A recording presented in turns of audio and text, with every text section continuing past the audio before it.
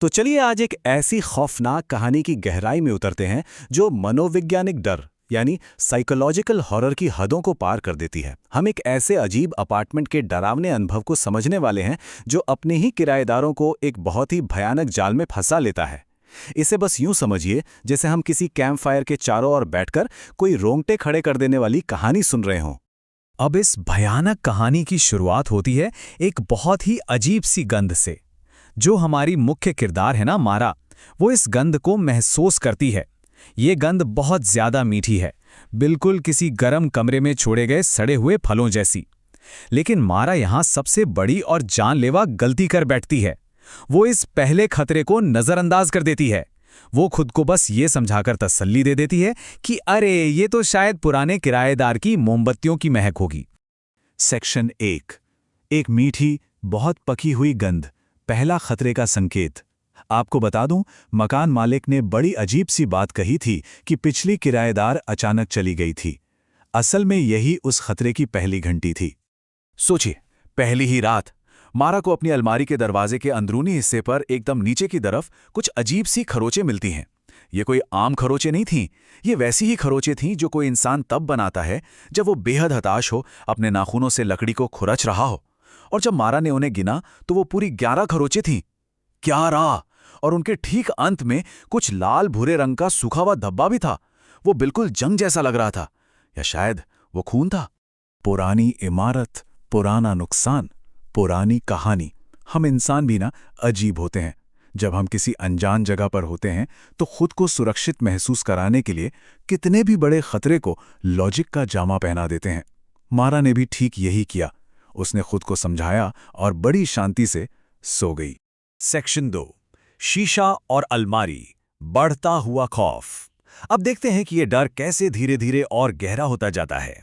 ये बिल्कुल किसी क्लासिक भूतों की कहानी जैसी धीमी गति से बढ़ने वाली दहशत है।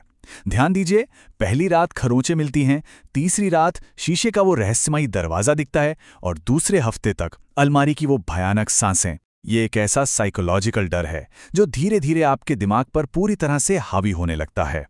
अब तीसरी रात, रात के करीब 2 बजे जो होता है, वो सच में दिल दहला देने वाला है। मारा बाथरूम के शीशे में देखती है कि उसके बाएं कंधे के पीछे एक दरवाजा थोड़ा सा खुला है, जिसके किनारे पर एक गहरा कालापन है। लेकिन जब वो पीछे मुड़कर हकीकत में उस प्लास्टर की दीवार को छूती है तो वहां कुछ नहीं होता, सिर्फ एक ठोस दीवार। और सबसे डरावनी बात पता है क्या थी? शीशे के अंदर का वो दरवाजा हकीकत की दीवार से कहीं ज्यादा असली लग रहा था। सेक्शन 3। अपार्टमेंट की आवाजों को समझना, क्या सामान्य है और क्या नहीं। मारा यहाँ चीजों को अपने कंट्रोल में करने की बहुत कोशिश करती है। देखिए, एक तरफ सुरक्षित और समझ में आने वाली आवाजें हैं, जैसे रात 12 बजे और 4 बजे रेडिएटर का खटकना, या रात 3 बजे इमारत का एक बड़े जहाज की तरह चरमराना। ये सब तो ठीक है, लेकिन दूसरी तरफ एक ऐसी आवाज है जो किसी भी तर्क में फिट नहीं बैठती।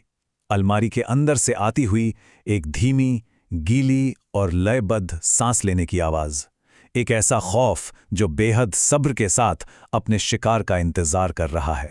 मारा बचने की हताश कोशिश करती है।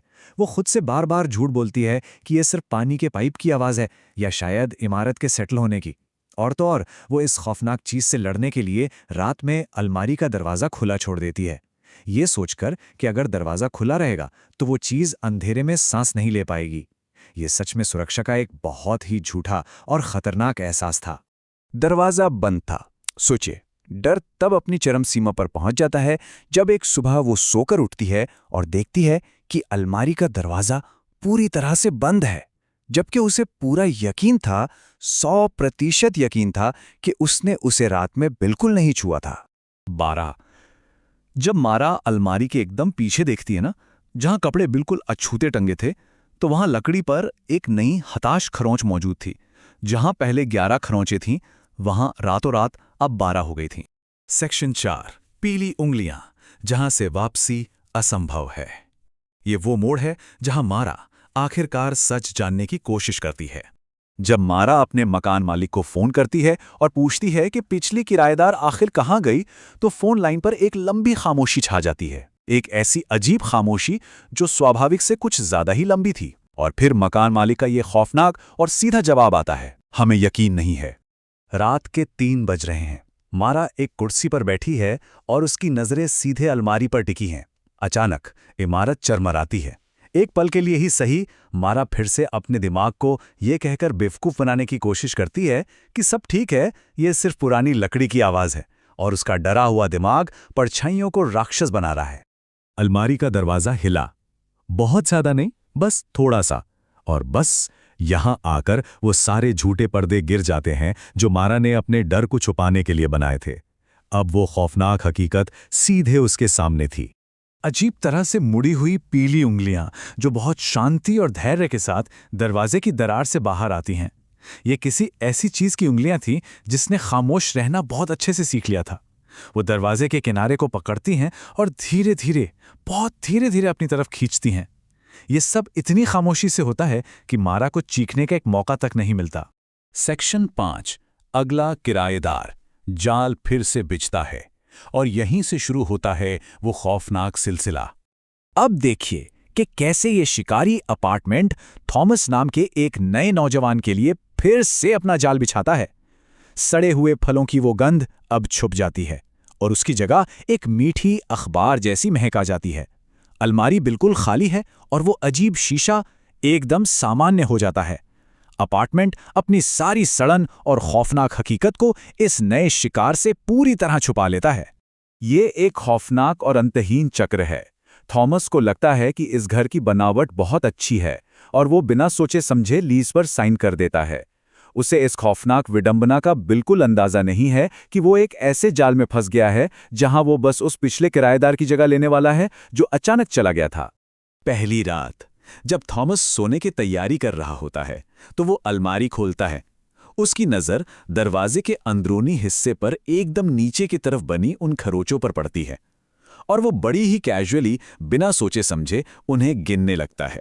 13। ये इस कहानी का आखिरी और रोंगटे खड़े कर देने वाला खुलासा है। ये नया नंबर मारा के खौफनाक अंत पर मोहर लगा देता है। वो अब इस लकड़ी पर बनी बस एक और नई खरोच मात्र बनकर रह गई है। इस खौफनाक कहानी के अंत में एक सवाल गहराई से सोचने पर मजबूर करता है। आखिर उन आवाज़ों के पीछे सच में क्या होता है जिन्हें हम अक्सर ये कहकर नज़रअंदाज कर देते हैं कि अरे, इमारत सेटल हो रही है। इस विश्लेषण के बाद शायद आज रात घर की उन चरमराहटों और अजीब आवाज़ों को सुनने का नज़रिया बिल्कुल बदल जाएगा।